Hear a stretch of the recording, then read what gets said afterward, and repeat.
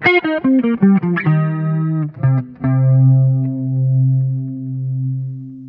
this video, I'll show you how to detach and then reattach the detachable face on your new Pioneer in-dash receiver.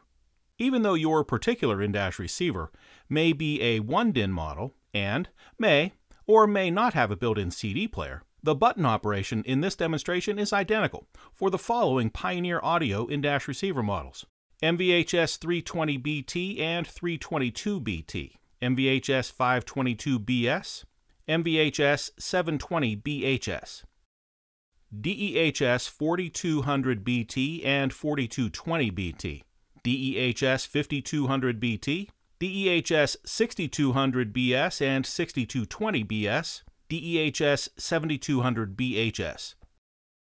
The detachable face comes off really easy on your Pioneer receiver, and I'm on a source right now, but you could turn the in-dash receiver off. It doesn't really matter.